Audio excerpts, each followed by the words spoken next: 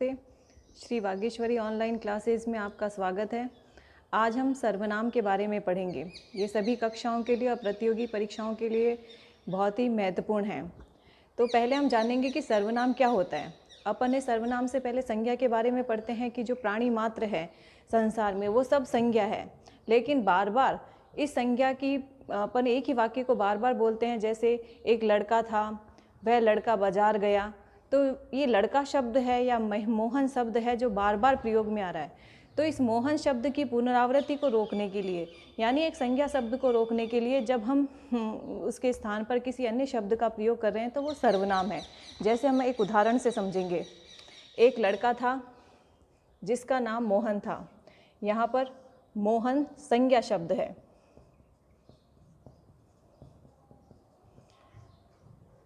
वह जंगल के रास्ते से शहर जा रहा था। अब वह है सर्वनाम। तो ये मोहन के स्थान के लिए हमने बार बार, अगर हम यहाँ पर मोहन लिखें तो हमें वाक्य जब हम पढ़ते हैं तो वो हमें उपयुक्त नहीं लगता। जैसे वापस बोले एक लड़का था जिसका नाम मोहन था, मोहन जंगल के रास्ते से जा रहा था, यानी बार बार अगर हम इस संज्ञा शब्द का उच्चारण करते हैं तो वो हमें अशुद्ध वाक्य लगता है, अटपटा सा लगता है। तो इस अटपटे वाक्य को रोकने के लिए इस संज्ञा शब्द की पुनरावृत्ति को रोकने के लिए हमने सर्वनाम शब्द का प्रयोग किया है। संज्ञा शब्द की पुनरावृत्ति को रोकने के लिए जिन शब्दों का प्रयोग किया जाता है उसे हम सर्वनाम कहते हैं।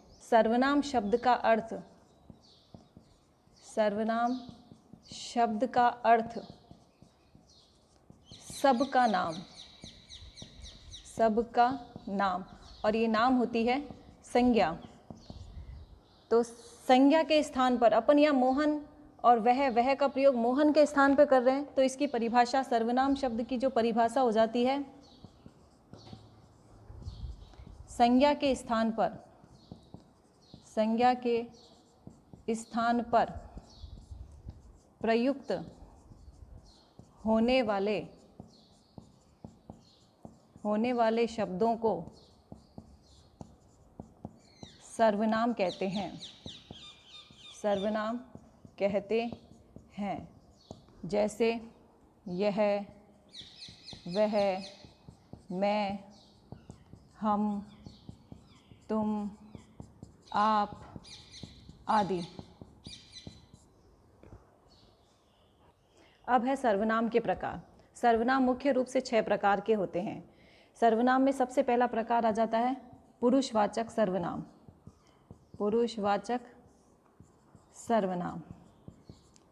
इस सर्वनाम के 3 प्रकार होते हैं। पहला होता है उत्तम पुरुष, दूसरा मध्यम पुरुष और तीसरा अन्य पुरुष। ज़्यादातर हम अपन खुद के लिए मैं शब्द का प्रयोग करते हैं। जब वक्ता खुद बोलने के लिए अपना प्रयोग करेगा अपने लिए तो वो उत्तम पुरुष का प्रयोग करेगा। जब हमारे सामने कोई हमारी वार्तालाप को सुन रहा है तो हम उसके लिए जिन शब्दों का संबोधन करेंगे वो मध्यम पुरुष में। और उत्तम पुरुष और मध्यम पुरुष आपस में जब बातचीत करते हैं किसी अन्य के बारे में तो वो अन्य पुरुष। अब उत्तम पुरुष में आता है वक्ता, मध्यम पुरुष में आएगा श्रोता और अन्य में अन्य के लिए। अब वक्ता बोलने के लिए प्रयोग कर रहा है तो उसमें अपन प्रयोग कर सकते हैं मैं, हम, तुम, मैं, हम, मुझे, मेरा।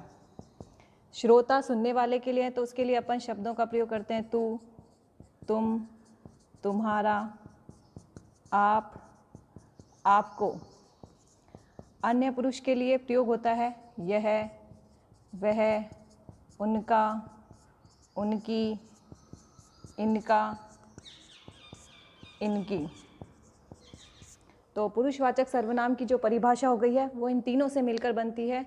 जिस सर्वनाम में बोलने वाला, सुनने वाला तथा अन्य पुरुष के बारे में बोध होता है उसे हम पुरुषवाचक सर्वनाम कहते हैं। अब देखिए पुरुषवाचक सर्वनाम की परिभाषा। जिस सर्वनाम शब्द से बोलने वाले, सुनने वाले तथा अन्य किसी व्यक्ति के बारे में शब्दों का बोध होता है उसे हम पुरुषवाचक सर्वनाम कहते हैं। यानी इसमें बोलने वाला भी आ गया है, यानी उत्तम पुरुष, जैसे मैं, हम, मुझे, मेरा। अब यहाँ पर लिखते हैं जैसे मैं पुस्तक पढ़ता हूँ, मैं पुस्तक पढ़ता हूँ। तो यहाँ पर मैं शब्द है वो वक्ता खुद के लिए प्रयोग कर रहा है, इसलिए मैं हो जाएगा उत्तम पुरुषवाचक सर्वनाम। फिर सुनने वाला, सुनने वाला मध्यम पुरुष के अंदर आएगा, जैसे तुम कल शहर जाओगे। तो यहाँ पर तुम शब्द है, हम किसी को संबोधित कर रहे हैं तो वहाँ पर आ जाएगा मध्यम पुरुष। तीसरा है अन्य पुरुष, जब अपन अन्य किसी के बारे में बात करेंगे, जैसे यह व्यक्ति गरीब है, यानी इसमें गरीब व्यक्ति को संबोधित करके कहा गया है कि जो यह व्यक्ति है वो गरीब है, इसके लिए यहाँ पर अन्य पुरुषवाचक सर्वनाम। सर्वनाम का दूसरा प्रकार है निश्चयवाचक सर्वनाम। निश्चयवाचक जैसे आपको पता चल रहा है इसे निश्चितता का बोध होता है, लेकिन इसे निकट व दूर, निकट व दूर की वस्तुओं का या व्यक्तियों का बोध होता है।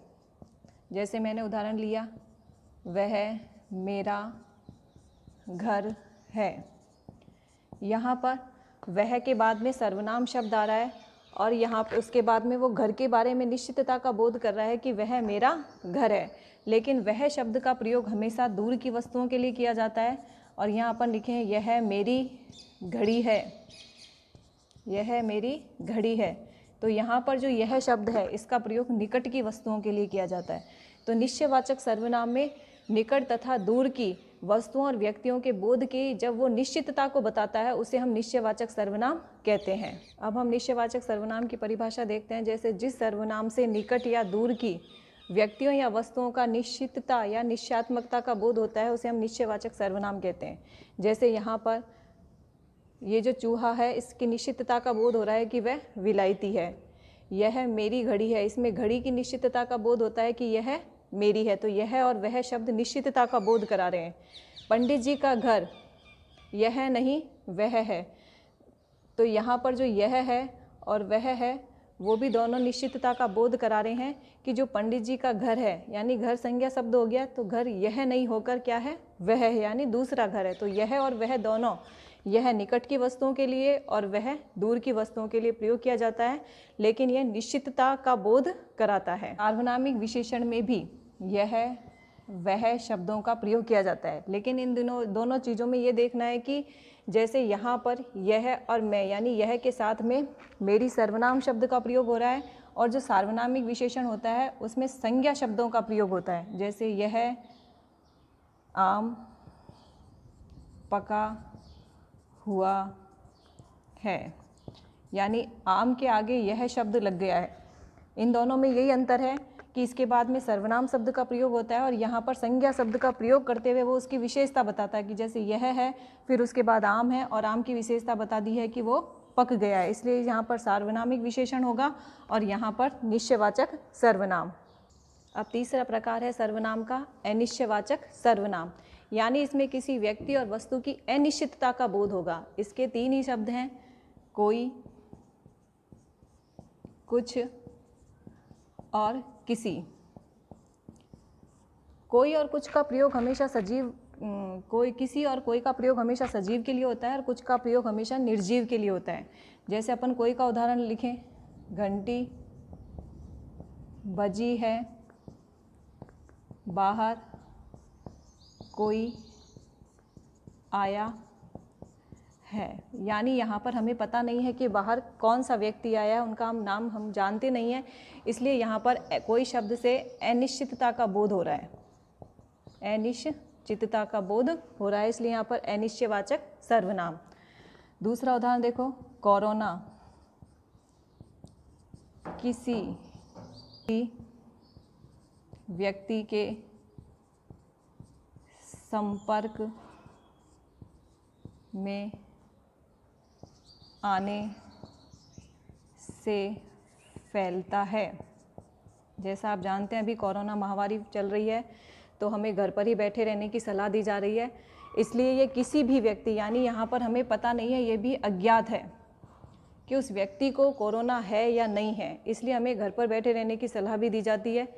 इसलिए यहाँ पर ये अज्ञात हो गया है, कोई भी व्यक्ति है उसको हमको पता नहीं है, हम जानते नहीं है कि उसके कोरोना वायरस है या नहीं है, इसलिए यहाँ पर किसी शब्द में भी अनिश्चयवाचक सर्वनाम हो जाएगा। तीसरा उदाहरण है कुछ का लेते हैं, जैसे दाल में कुछ काला है।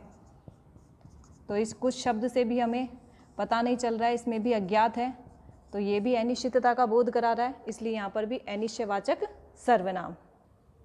अब अनिश्चयवाचक सर्वनाम की परिभाषा, जब किसी व्यक्ति या वस्तु के विषय में अनिश्चितता का बोध होता है उसे हम कहते हैं अनिश्चयवाचक सर्वनाम। जैसे मैं आपको पहले समझा चुकी हूँ, इसमें आएंगे कोई, कुछ, किसी,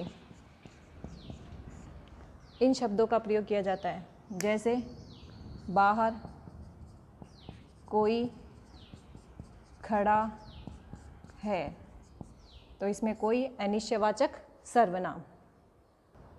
अब हम सर्वनाम का चौथा प्रकार है निजवाचक सर्वनाम। निज से वैसे ही पता चलता है अपना स्वयं का, यानी अपना, जिसमें व्यक्ति अपने स्वयं के लिए जिन शब्दों का प्रयोग करेगा उसे हम निजवाचक सर्वनाम कहते हैं। इसमें कुछ शब्द आते हैं जैसे स्वयं, अपने आप, खुद, इन शब्दों का इसमें प्रयोग किया जाता है। जैसे अपन एक उदाहरण से समझते हैं, यह गृह कार्य मैं स्वयं कर लूँगा। तो इसमें जो स्वयं शब्द है, ये जो स्वयं शब्द का प्रयोग इसमें जो हुआ है वो होगा निजवाचक सर्वनाम का। तो निजवाचक सर्वनाम में खुद अपने लिए जो व्यक्ति अपने स्वयं के लिए जो प्रयोग करता है उसे हम निजवाचक सर्वनाम, यह गृह कार्य मैं स्वयं कर लूँगा, इसमें जो स्वयं होता है वो खुद के लिए बोध करवा रहा है कि मैं खुद यह कार्य कर लूँगा, इसलिए ये निजवाचक सर्वनाम। निजवाचक सर्वनाम की परिभाषा, निज का अर्थ होता है अपना। जो सर्वनाम शब्द स्वयं के लिए प्रयोग किया जाता है उसे हम निजवाचक सर्वनाम, जैसे हमें अपना कार्य स्वयं करना चाहिए। यहाँ पर अपना और स्वयं दोनों निजवाचक सर्वनाम के उदाहरण हैं, क्योंकि इसमें बोध हो रहा है कि खुद हमें कार्य करना चाहिए, यानी अपना कार्य हमें स्वयं करना चाहिए, इसलिए निजवाचक सर्वनाम। सर्वनाम का पांचवा प्रकार है प्रश्नवाचक सर्वनाम। जैसे आपको प्रश्न से ही बोध पता चल रहा है कि इसमें प्रश्नों का बोध होगा।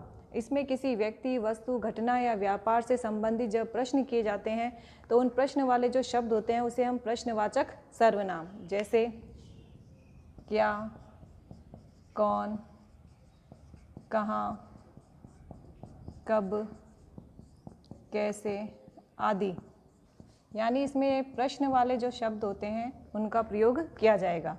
क्या शब्द का प्रयोग हमेशा अपने कर्म का बोध कराता है और कौन शब्द हमेशा सजीव का बोध कराता है। जैसे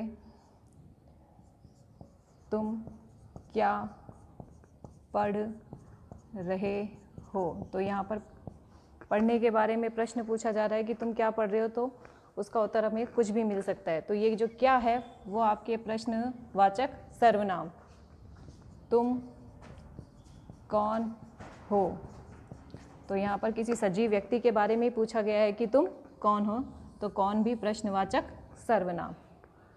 पांचवा है अपना प्रश्नवाचक सर्वनाम। जिन सर्वनामों से किसी व्यक्ति, वस्तु, घटना या व्यापार के बारे में प्रश्नों का बोध होता है उसे हम प्रश्नवाचक सर्वनाम कहते हैं। जैसे मैं आपको पहले बता चुकी, क्या, कब, कौन, कहाँ, कैसे, किस लिए। अब अपन एक उदाहरण देख लेते हैं कि आप क्या कर रहे हैं, तो यहाँ पर जो क्या है वो प्रश्नवाचक सर्वनाम का बोध करवा रहा है अपने। भारत के प्रथम प्रधानमंत्री कौन थे, तो कौन भी प्रश्न का बोध करा रहा है, इसलिए ये सारे शब्द हैं प्रश्नवाचक सर्वनाम। अब छठा प्रकार है जो अंतिम प्रकार है सर्वनाम का। अंतिम प्रकार है सर्वनाम का संबंधवाचक सर्वनाम। जैसे पता चल रहा है संबंध, यानी इसमें दो वाक्यों के बीच में आपस में जोड़ने के जो शब्द होते हैं, जो जोड़ेंगे दोनों वाक्यों को आपस में, वो कहेंगे संबंधवाचक सर्वनाम। मैं एक उदाहरण लिख रही हूँ, जैसे वह राम का भाई है। यहाँ पर वह शब्द सर्वनाम है, राम शब्द संज्ञा है और वह जोड़ने का कार्य कर रहा है भाई को, लेकिन यहाँ पर जो का है वो सर्वनाम ने, संबंधवाचक सर्वनाम ने होकर कारक होगा, तो ये संबंधवाचक सर्वनाम का उदाहरण नहीं माना जाएगा। इसके बाद अपन देखते हैं संबंधवाचक सर्वनाम में, जैसे जो, वह, उसका, जिसका, उसकी, ये साथ में शब्द प्रयोग में आएंगे। जैसे मैंने उदाहरण लिखा, जिसकी लाठी उसकी भैंस, जिसकी लाठी उसकी भैंस। तो यहाँ पर जब आपसे पूछा जाता है कि यहाँ पर सर्वनाम बताइए, तो आपको लिखना है कि जिसकी और उसकी, ये दो शब्दों को जोड़ने का काम कर रहा है, इसलिए यहाँ पर संबंधवाचक सर्वनाम। और जब इस तरीके का उदाहरण आता है तो वहाँ पर हमेशा कारक माना जाएगा। संबंधवाचक सर्वनाम की परिभाषा, जहाँ पर दो व्यक्तियों या वस्तुओं या दो वाक्यों को जोड़ने के लिए हम जिन सर्वनामों का प्रयोग करते हैं उसे हम कहते हैं संबंधवाचक सर्वनाम। जैसे जिसकी, उसकी, जो और सो, जो और वह, जितना और उतना। जैसे अपन उदाहरण से समझते हैं, उतना खाओ, उतना खाओ, जितनी भूख है, जितनी भूख है, जो परिश्रम करते हैं वह सफल होते हैं। तो यहाँ पर देखो, उतना खाओ जितनी भूख है, यानी उतना, जितनी शब्द के साथ में उतना शब्द का प्रयोग हुआ, तो ये संबंध बता रहा है खाओ और भूख से। जो परिश्रम करते हैं वह सफल होते हैं, यानी जो शब्द संबंधवाचक सर्वनाम का हो गया और यहाँ पर निश्चितता का बोध हो रहा है, तो वह शब्द निश्चयवाचक सर्वनाम में चला जाएगा। तो इस प्रकार से ये संबंधवाचक सर्वनाम। अब हम सर्वनाम के 6 प्रकारों के बारे में पढ़ चुके हैं। अब हम आपको एक ट्रिक बताते हैं जिसको पढ़ने से आपको सारे जो सर्वनाम है वो अच्छी तरीके से याद हो जाएंगे। जैसे यह पुरुष, यह पुरुष निज प्रश्न के संबंध में निश्चय अनिश्चय के जाल में फंस गया, फंस गया। यहाँ आप देखो, आप यह पुरुष निज प्रश्न के संबंध में निश्चय अनिश्चय के जाल में फंस गया। तो यहाँ पर आपके पूरे के 6 के 6 सर्वनाम आ गए हैं। यहाँ हम देखेंगे पुरुष से तो पुरुषवाचक सर्वनाम, निज से निजवाचक सर्वनाम, प्रश्न से प्रश्नवाचक, संबंध से संबंधवाचक, निश्चय से निश्चयवाचक और अनिश्चय से अनिश्चयवाचक।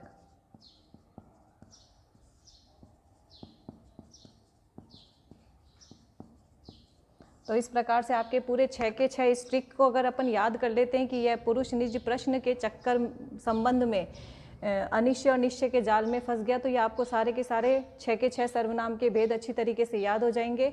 तो पहला अपना पुरुषवाचक पढ़ा था, उसमें 3 प्रकार होते हैं, उत्तम पुरुष, मध्यम पुरुष और अन्य पुरुष। बोलने वाला, सुनने वाला और अन्य के बारे में। निज में स्वयं का बोध होता है, प्रश्न में प्रश्नों के बारे में हमें बोध होता है, संबंध में जो 2 वाक्यों, 2 व्यक्तियों, 2 वस्तुओं को आपस में जोड़ने का कार्य करते हैं, निश्चय में पास और दूर की वस्तुओं की बारे में निश्चितता का बोध होता है, अनिश्चय में हमें अनिश्चितता का बोध होगा वस्तुओं और व्यक्तियों के बारे में। तो इस प्रकार से हमने ये सर्वनाम का पूरा ज्ञान प्राप्त कर लिया है। धन्यवाद।